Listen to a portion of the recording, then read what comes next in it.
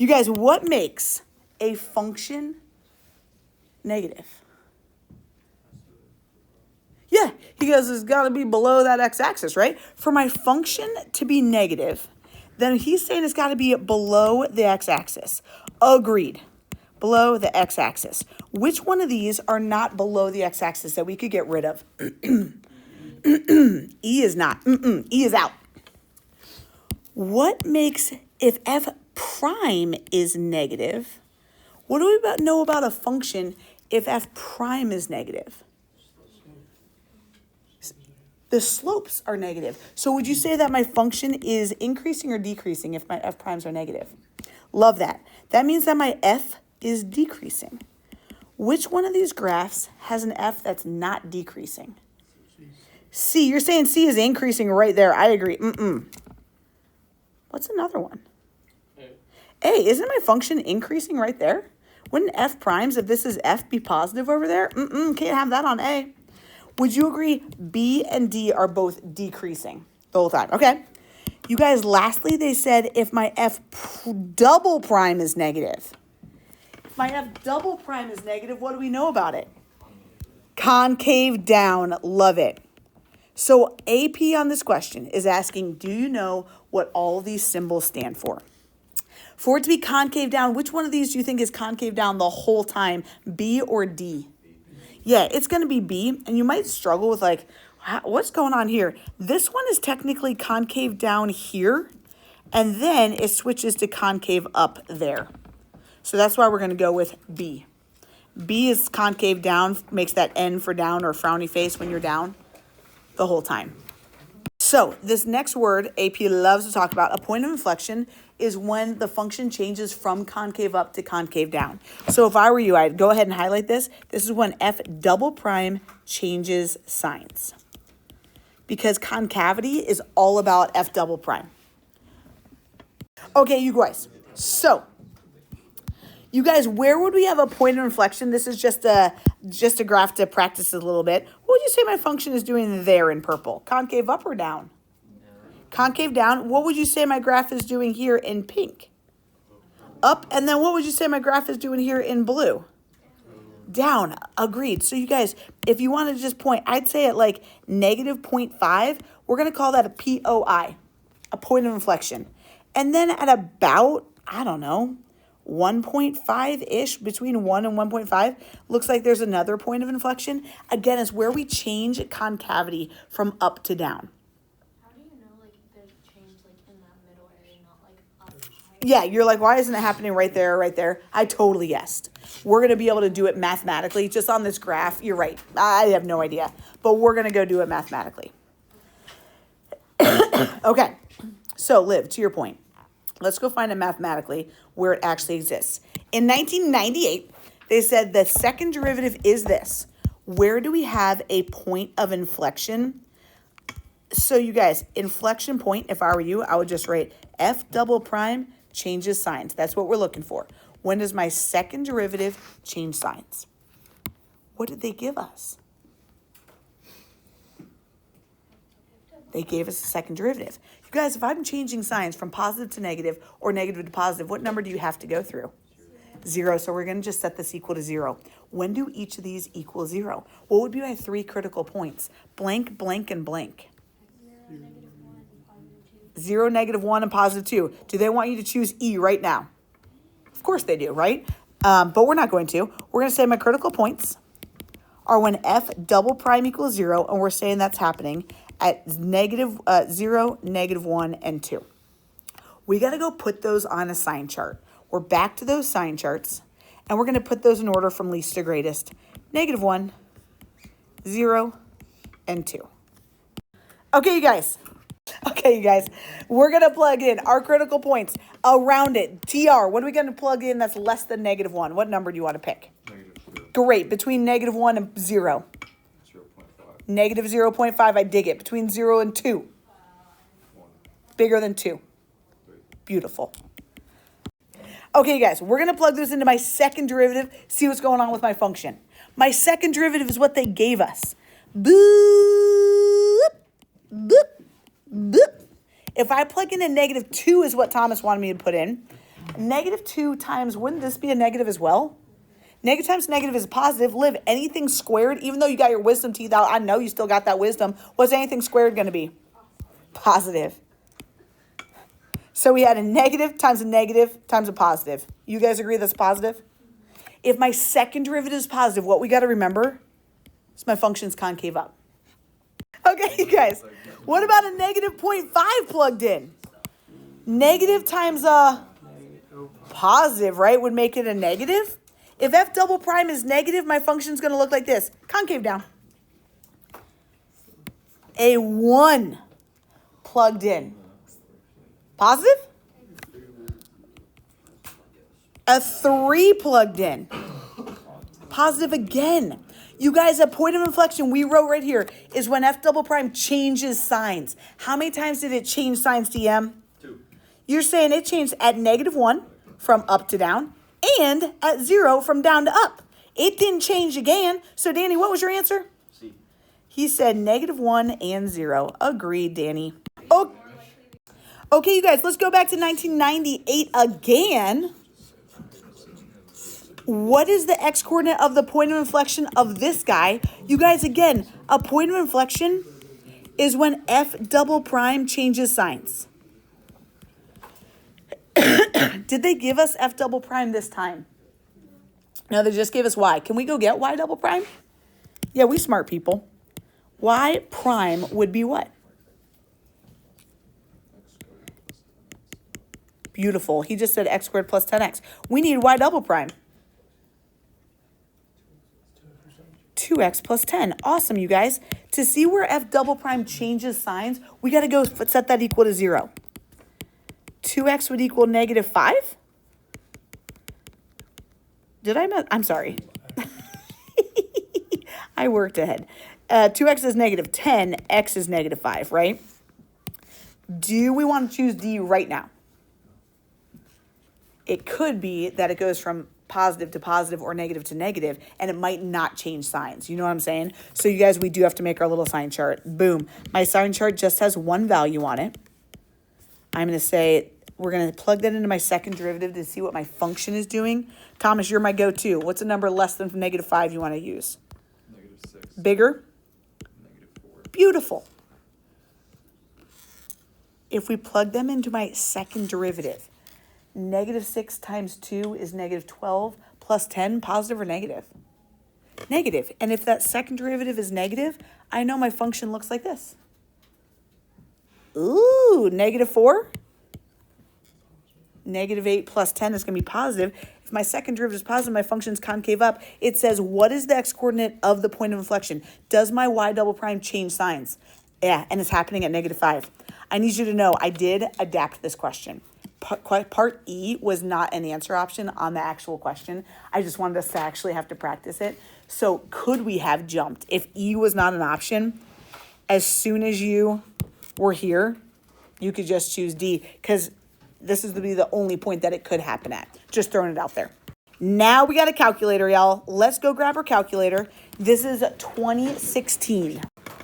You guys, now we get a calculator. They gave us the second derivative, and they said, how many points of inflection does it have? What are we looking for points of inflection? I'm about to add it to my chart. F, perfect. F double prime changes signs. 3, 4, 5 times. I agree. Yeah, thanks, Willie T. So again, we graphed F double prime. We saw how many times it crossed the x-axis. Notice, you guys, I changed my y scale so that I could see, because that was hard to see if this actually crossed over here. I changed my y min to -1 and my y max to 1 so I could zoom in there. Here we go. 2015 without a calc now. Here's this function. They gave us f prime. Where do we have a point of inflection?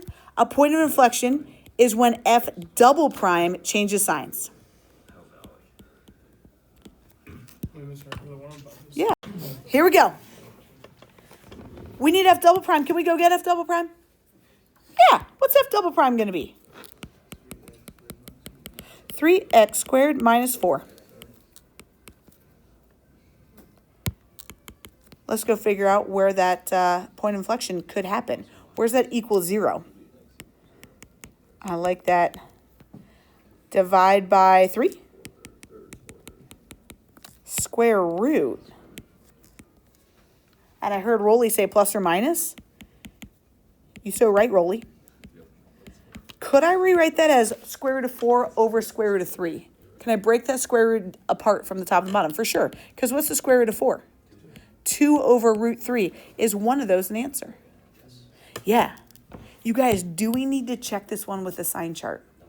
It's going to be here or nowhere. They didn't give us a nowhere option, so we're good. Sound good? Are they ever going to actually give us a nowhere option? Yeah. Slope of... Ooh. Okay, we get a calculator again, you guys. They said, hey, here's f prime. Which of the fall? Ooh, this is like 3 questions in one, people. Main Truett, you with me? Yep. Okay. Maxes. Before we even look at anything, what makes a function have a max? F prime positive to negative. I just want to think these through before we look at a graph because things are going to get confusing. What makes a function have a min? Yeah, f prime is negative to positive. And then what makes points of inflection? Love that. F double prime changes signs. Now, Mario, this is so good because look what they just gave us this time. They just gave us f prime. Let's go take a peek at that graph of f prime, you guys, from this window. Check out this window. Let's go look, make sure that we're in radians. Sine of x squared. And I'm going to change my window to have an x min of 0.4 and an x max of 2.4. And I didn't change my y's yet. I might. Window x min.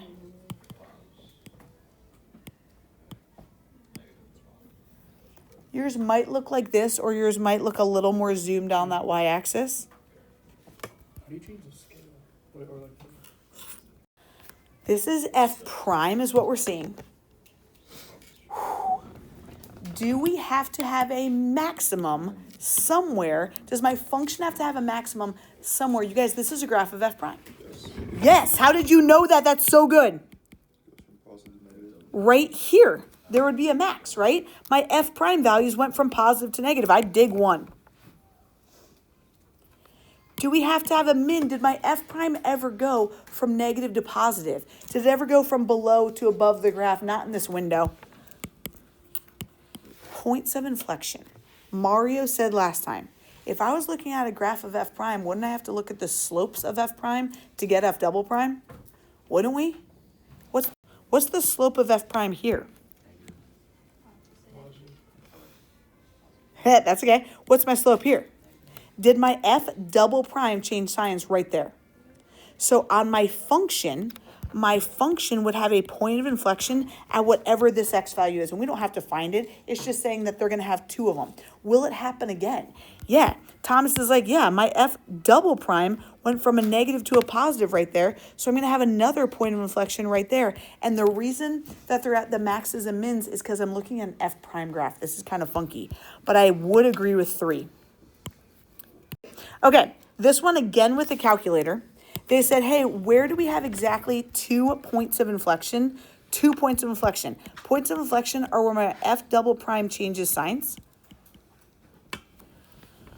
Where does my f double prime changes signs? Well, I said f double prime, even though we were given these 3 graphs named f, g, and h. We got to go look at all of them. So you guys, let's go look at all these these second derivatives. Notice that let's just do one at a time because we can edit them. So if I were to type in, maybe just for time's sake, people, I will just type this in for us because I do want you guys to have a chance to start your homework.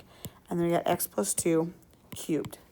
This first one, you guys, looks like this, and I'm going to do a little zoom 6. Whoo, here's the first one, zoom 6. F looks like this. I'm going to do this in different color. If we went boom, boom, boom, boom, boom. Here's f double prime.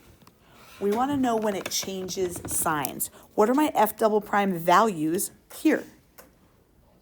What about down here? So what's happening here? What are my f double prime values here? Then? So it's happening again here. Did my F double prime change signs at here? No, they went from positive to 0 to positive. They didn't change signs. So does F have exactly 2 points of inflection? Yeah, it happened twice. So I'm down with F. Then look at what I do. I'm just going to go ahead and add 1 to this graph. I'm going to say we got this whole thing plus 1. Boom. This is now G double prime. G double prime is looking a little something like this. This is G double prime. Is it changing signs exactly twice? Yeah, it is, right? Right there and right there. I'm digging G. And H double prime, it doesn't want plus 1, it wants minus 1. And you predicted that. You were like, too much is going to be going on. Too much is going to be going on if this is H double prime. Do you agree it's crossing that x-axis 1, 2, 3, 4 times? So I'm not down with H. Last one. Function has a first derivative. Ooh, they gave us the first derivative this time. Where is my function concave up? We know a function's concave up when that second derivative is positive, y'all. When my second derivative is positive. Would my graph figure out the second derivative for us given the first derivative? Yeah, you guys, go to your y equals screen. What math option can we tell it to do? Say, I want you to graph my derivative. I want you to say math 8 on that y equals screen. Go find me the derivative of that. X to the 4th minus 6x squared minus 8x minus 3. Could you guys have found that derivative yourselves? You could have, but let's let our calculator do it for us. I did math 8 of what they gave me, and I want you to say when x is x. Make that when x equals x, because it'll then graph the entire second derivative for us. So mine looks like this now. Does anyone else's look like this? You guys, they asked, where does F concave up? That's what asking, when is my second derivative positive? What are my second derivative values over here? Danny Mae? I don't think so. Nice guess. Truett, what are my F to double prime values right now? Thank you, JC. They're negative. What are my F double prime values over here? They're positive. We want to know when my function concave up. That's when my second derivative is positive. How am I going to figure out this point right here? Yeah, let's go find that 0, y'all. Let's go find that 0. Second trace 0, go find this point. I think that's a great point because you're looking at the only other option to go to infinity would be 0. 1.99999 they're going to estimate is 2.